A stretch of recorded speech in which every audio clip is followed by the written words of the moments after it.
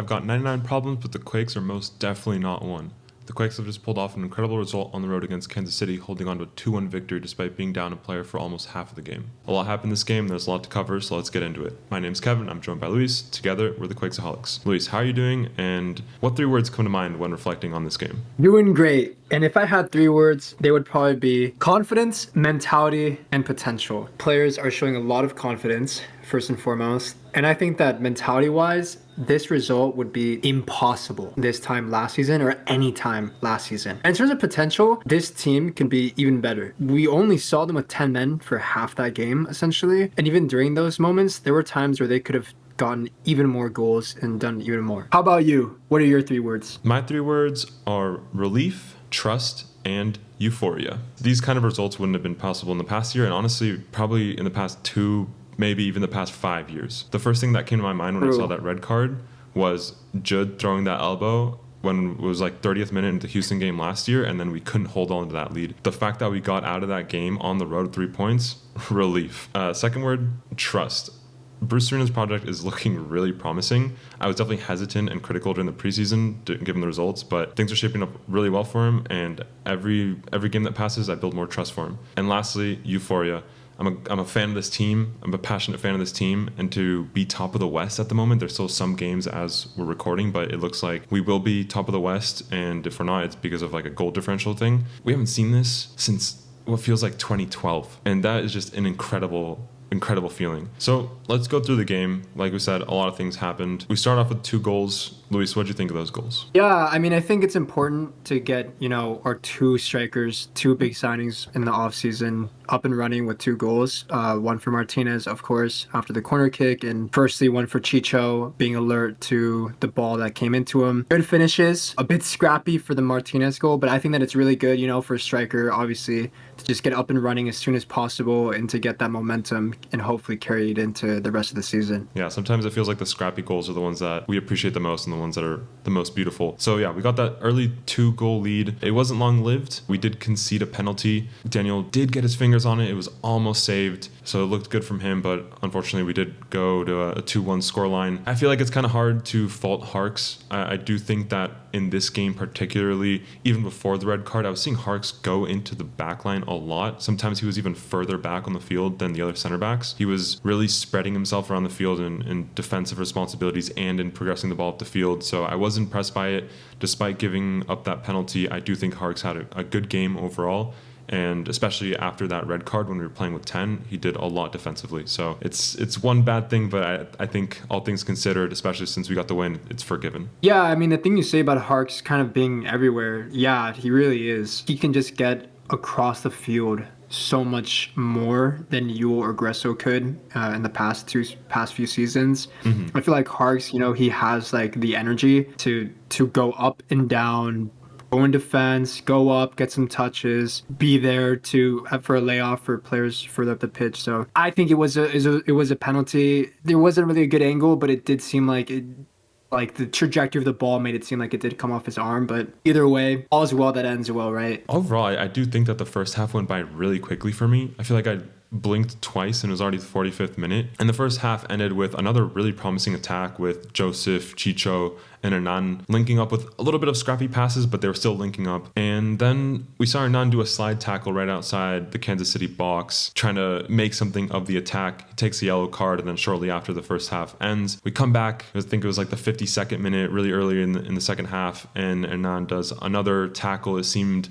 sort of out of desperation to retain the ball, and we see him get sent off and leaves the Quakes with 10 players for basically the entire second half. I think that's probably one of the biggest talking points. He was quick to post to a story, basically shunning all the haters. With it being such a pivotal moment, what are your first impressions on the whole situation? I mean, even before that, I think there was a few times where Hernan, I feel like he didn't make the best decision. I actually saw the his ratings after the game, and according to FootMob, he lost 10 duels. So he wasn't having the best game even before the red card. And yeah, like seeing the second yellow, it's a yellow card. Definitely. It's really rash. And yeah, I mean, it's frustrating. We've said this like 100 times. Like we've sung his praises about his talent, right? It's unquestionable. I mean, he's literally has the blood of Maradona in his veins, right? But none of that matters if he's not on the field. And even when he's on the field, if he's not making the right decisions, there's just a lot more to be desired at times. To go back to the point with Harkes, all is well that ends well, right? Yeah, I was definitely disappointed to see with the red card. Like you said, it's unquestionable that Hernan has a tremendous amount of talent. On the ball, he's probably the most gifted player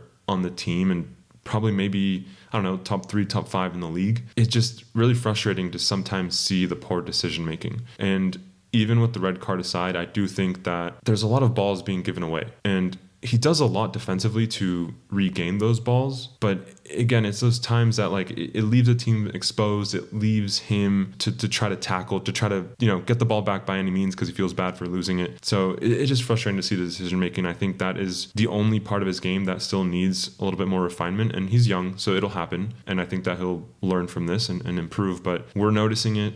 And I think Bruce is definitely noticing it. We talked about this last week where Bruce made he put up 2 fingers gesturing to his technical staff after Hernan's second mistake. So he's making note of it. And I wouldn't be surprised if he's also making note of the duels lost in this game, whether it be bad passes or just over dribbling. And like I said, I do think that Hernan is going to learn from this. I hope he learns from this. And the fact that we got a win out of this kind of takes the pressure off of him, which I think is good. And we'll have to play a game now without him against Minnesota next week, so we'll see how that goes. But the important thing is that, yes, the Quakes held out the game, and we got 3 points. Again, like, it is a bit concerning, I think, especially because it's not new, right? This is something that I remember Ian Russell talking about in his press conferences after matches, that, you can get more out of Hernan if he just makes right decisions. Mm-hmm. And yeah, hopefully with experience he gets that, but this is a continuation of last season. But Bruce is a big name, big personality, and I think he should be able to get a lot more out of Hernan. Reflecting on these 2 games, we want to talk about some of the patterns we're seeing. So, Luis, tactically, is there anything that stands out to you? I mean, I mentioned this after the first match, and we saw it again in this match too, was the corner kick routine. I think that last season there was a lot of times where Espinosa would send a great ball in and Rodriguez or maybe Bruno Wilson would get on the end of it, and they would get a header over the bar or something. And I just felt like in general we weren't getting what we should have been getting out of set pieces. But I think now with 3 center backs and that routine of just crowding the goalie, this is something that you've seen a lot if you follow the Premier League. But yeah, like this just crowding the goalie and him just not being able to move in the ball, especially Espinosa, who has probably I would say the best right foot, at least in the West, in terms of just pure delivery. I think that this is something that we obviously 2 games back to back have capitalized on and is a really big difference, and I think will get us a lot of points this season. And these games have been decent, but I think games where there just isn't many chances going on, these set pieces can really be the difference. And what I like about it too is that it's not just one option of sending it right to where the keeper is, where everyone's crowding. We did see a variation tonight where Espinosa tries to send it more towards the top of the box. I think it was Ian Harkes that was ready to receive it, but then the ref just got in the way. Unfortunate. Yeah, I think if Ian Harkes got on the end of that, that would have been another goal added to the tally, and who knows where we go from there, right? One part about this team that I do still think needs a little bit more development is the wingback defending. I do think that there are moments that I see a little bit of shakiness, and I think that one of the things that is letting us kind of get away with this is that our center backs are really stepping up and identifying those moments. It happens when the wingbacks are in position, and sometimes the wingers are just more skillful with their dribbling than the defenders are ready for. And we see Rodriguez stepping up to help Espinosa. We see Romney stepping in to help Jamar Ricketts. And the center backs are also stepping up when the wing backs are still trying to get back into position. So it's kind of like a double-edged sword where the center backs are doing really well and they're making up for those moments. But it is something that we need to keep an eye out on and see further development in. We did talk about this during the preseason. There's questions about Espinosa defensively, and yeah, we've seen him defend before, but it's one thing to be a right winger and go back and defend in moments, another thing to start off as a right wing back, being 1v1 face-to-face with your winger. Part of this also has to do with just matchups. This wasn't really an issue in the game against RSL, but that's probably because with the back 5 three center backs in the middle, double pivot. It's really hard to create chances in front of the box, and that's kind of what RSL was trying to do with Diego Luna, trying to combine with other midfielders or the striker, and it just got clogged up immediately. But against KC, and what we could, potentially see or have to look out for other teams that utilize their wingers more and might have more intensity. You had Tommy on the left side, who's a familiar face for us Earthquakes fans, probably not for the best reasons. And you had Suleimanov on the right side as well, facing up against Jamar Ricketts. Kansas was a lot better at getting them involved in the game. And I did notice there was a few times where Espinoza was kind of caught out and Rodriguez had to shift over. Like you said, Romney had to shift over a few times to cover Jamar Ricketts a bit. So that's something that we have to look out for. And I also think a lot of this times, especially, they were inverted wingers. If I'm remembering correctly, Tommy was right-footed. Kansas' right winger was left-footed. So they get the ball out wide. They made a lot of good runs inside, kind of into the top of the area. And I feel like that kind of creates a bit of confusion, right? Because that's Espinoza's guy, but he's running in. So now does Leroux have to step out and put pressure? Does Harkes have to step out and put pressure? Overall, it was fine. There were a few moments where I was like, where it looked like their wingers in general or players coming out from the wing were cutting in and lining up for a shot, and it looked a little bit dangerous. It was fine in the end, but I think that's something that we have to look out for, especially when we face, the likes of a Galaxy, right, where you got Peck on one side, Painso on the other side, a lot of pace. They'll run at you with the ball. That's something to look out for. Overall, good tests, and we got out of it okay. And I do think a big part of that is that this team has a lot of defensive adaptability. Like you said, Real Salt Lake last week is a team that likes to play down the middle with Diego Luna, who's their playmaker. They don't use wingers. Kansas City does use wingers. They don't really have that number 10 playmaker anymore. And we were able to adapt to being down a man. So I think those are three different game states, if you want to call them, three different situations. And we passed all of those three tests. And yes, I think there are arguments to be made that Salt Lake City came in with an incomplete roster. Kansas City hasn't been on the best form. But the fact is, we still got the 3 points. Like we mentioned at the beginning of this video, right? This result would be impossible. A Herculean task last season. We passed the test, and honestly, relatively comfortably. And yeah, that gives a lot of credence to your point about the adaptability of this team, especially defensively. A big part of that is also the substitutions, right? I think Bruce had great substitutions this game, especially considering the circumstances that he was dealing with. I thought that after the red card initially, it looked pretty shaky. I felt like Chicho was completely isolated up top. I felt like Leroux, he's a young player. There was a few times where I felt he was a little bit maybe lingered on the ball too much when he shouldn't have, just given, like you say, the game state of the current state of the match. But after Martinez came off and K came on, a player with a bit more experience, a player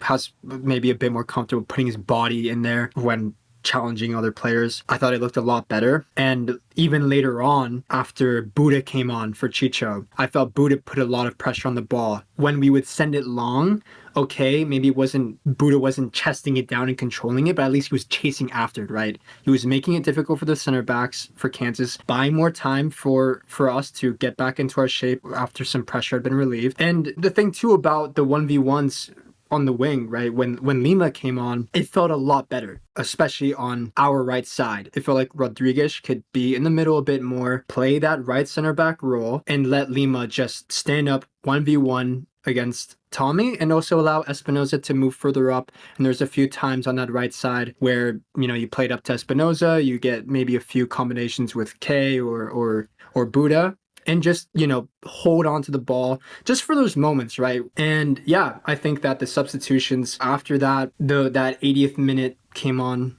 it felt like the game just kind of came and went. The commentators were talking about it too on the broadcast. A lot of the KC was just in front of the Quakes, right? They were just passing it around, a few balls over the top into wingers that just kind of didn't really go anywhere. And I thought after the substitutions, KC just looked toothless. They didn't really offer much danger. I felt like it was pretty comfortable. And yeah, especially playing in Kansas City. I don't know if we've really touched on this, but like playing on the road is really, really difficult. We haven't won in Kansas City. I think they said on the broadcast in like 10 years. That was a 5-0 win for the Quakes. But since then, we have suffered. And we have suffered in regular season. We've suffered in postseason. We've gone out in penalties twice. So it's to win in Kansas City is massive. And I think especially for those players that have been on this team for you know, a longer time, like Espinosa, like Palmieri, even though he wasn't involved, those kind of more veteran players on the squad, this is going to help them a lot mentally going forward. That this builds confidence that, yes, this is a team that is finally competitive and we can get results done. And a lot of that is Bruce. A lot of that is the players that he's brought in. And now that we've gotten to see Bruce in 2 games, are there any last takeaways you want to get before we wrap this up? The players that he's brought in have been great. The mentality that it just comes with him, right? Like he's just like a chill guy on the touchline, right? Like, and I feel like that, you know, rubs off on the players. And after the first game, he was getting a lot of questions in the press conference about people getting carried away maybe a little bit. And he was just saying like, hey, it's just one game, right? Like there's a whole other season. And I think that mentality is good. Just, you know, focus on what's in front of you. Something that I was personally concerned about when Bruce was first announced as our new manager and sporting director is a lot of Quakes fans, myself included, have this perception that getting Bruce was a sign that we were just kind of like in a buy now mentality, or like a win now mentality, I should say. Trade our future for today, right? And yeah, sure, like Chicho is past 30 years old, I think, or close to it. Martinez is definitely past 30 years old. These are players that are past their prime. Or at least like on the tail end of their prime. And yeah, that's true. But that being said, who would have guessed that Leroux, a player who had never played in MLS, would have 2 starts back-to-back. Jamar Ricketts would have 2 starts back-to-back, who played a full 90 today. And Bo Leroux, the only reason why he didn't play a full 90 in the first game, from my understanding, what Bruce talked about in the press conference post-match was he had a lingering injury. And today, right, game state, if Hernan didn't get that red card, maybe Leroux would have played even longer. And, you know, the interesting thing about Bruce, right, is I think that the reason why he picked Jamar Ricketts and Leroux isn't even because they're young. It's just because he didn't really have like a lineup in mind. I don't think he really cared about who was playing before or anything like that. He just went out there, went into the trainings, saw who was playing well, and played them. And that's great. And he said, if you're young, if you're old, I don't care. You're playing well, and you're going to play on the weekend. And for that, I think Bruce deserves a lot of credit. And I'm sorry, but these boomer allegations gotta go. Yeah, agreed. Bruce is doing really well. 2 games, 2 tests, both passed. Honestly, in flying colors, despite what went on in today's game with the red card. Next week, we're going to be hosting Minnesota. That'll be another good test and probably of increasing difficulty. So it'll be interesting to see what happens. If you made it this far in the video, thank you for watching, and we'll catch you after the Minnesota game. Thanks.